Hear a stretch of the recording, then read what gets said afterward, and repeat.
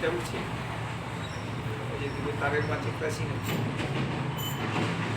ইসরো গবেষণা কেন্দ্রে সুযোগ পেল এগরার দশম শ্রেণীর ছাত্র আদিত্য জ্যোতি। মহাকাশ গবেষণা কেন্দ্র ইসরোর প্রশিক্ষণ শিবিরে সুযোগ পেল পূর্ব মেদিনীপুর জেলার এগরা পাবলিক স্কুলের দশম শ্রেণীর এক ছাত্র। মাত্র 15 বছর বয়সী এগরার বাসিন্দা আদিত্য জ্যোতি কর কেন্দ্রীয় মহাকাশ গবেষণা কেন্দ্র ইসরোয় সুযোগ পাওয়ায় উচ্ছ্বসিত পরিবারের লোকেরা। ইসরোয় 15 দিনের একটি প্রশিক্ষণ শিবিরে যোগ দিবে আদিত্য। অল্প বয়স থেকেই বিজ্ঞান নিয়ে ভীষণ আগ্রহী আদিত্য জ্যোতি। তার ঝুলিতে রয়েছে রাজ্য ও জেলা স্তরের বিজ্ঞান বিষয়ক প্রচুর পুরস্কার। এই বয়সে শিখে ফেলেছে এথিক্যাল হ্যাকিংয়ের মতো জটিল বিষয়। বাড়ির কম্পিউটারে নিজেকে তৈরি করেছে অপারেটিং সফটওয়্যার।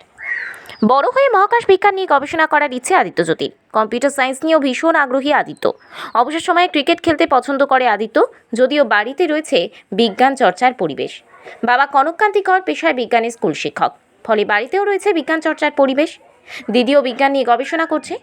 প্রথমে ইসরো থেকে চিঠি আসার পরে বিশ্বাসই করতে পারেনি আদিত্য। আদিত্য জানিয়েছে, স্কুলের এক শিক্ষকের কথা মতো ইসরোর ওয়েবসাইটে অনলাইনে একটি পরীক্ষা দিয়েছিলাম। সেখান থেকে আমাকে ইসরো প্রশিক্ষণের জন্য নির্বাচিত করেছে। আমাকে আমার মা বাবা, দিদি ও দাদু ভীষণভাবে সাপোর্ট করে। আমার স্কুলের শিক্ষক শিক্ষিকারাও সব সময় আমার পাশে দাঁড়িয়েছেন। আমার এই সাফল্য তাদের জন্যই। তার এই সাফল্যে পরিবার ও এলাকাবাসী দারুণ খুশি। আমি বিশাল খুশি।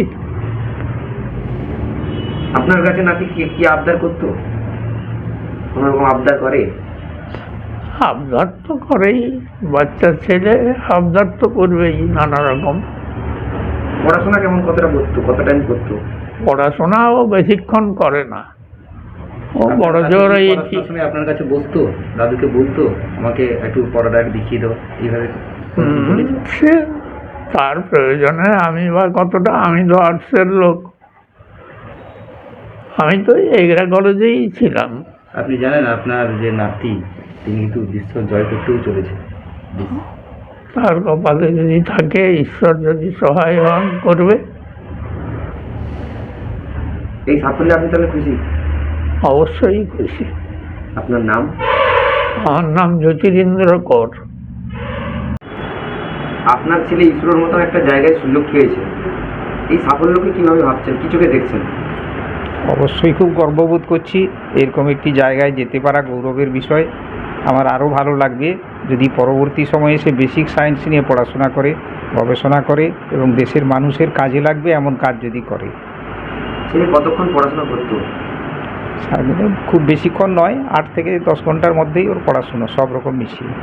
এই সুযোগটা কীভাবে এলো ওর কাছে? ওটা অনলাইন টেস্ট দিয়েছিল। তাছাড়া ও বিভিন্ন ধরনের সায়েন্টিফিক অ্যাক্টিভিটিজে অংশ নেয়।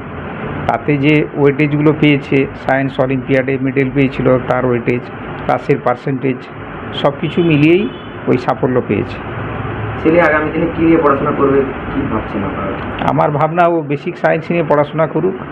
এবার পরে কী হয় বলা যায় না, ডাক্তার হতে পারে, ইঞ্জিনিয়ার হতে পারে। তবে আমার ভালো লাগবে যদি বেসিক সায়েন্স নিয়ে পড়াশোনা করে, ফিজিক্স, কেমিস্ট্রি অথবা ম্যাথ নিয়ে, তারপরে এই ইসরো বা ডিআরডিওর মতো প্রতিষ্ঠানে যদি গবেষণায় অংশ নেয়, তাহলে আমি খুশি হব। আপনার নাম? আমার নাম কনককান্তি কর। Bureau report, DN update.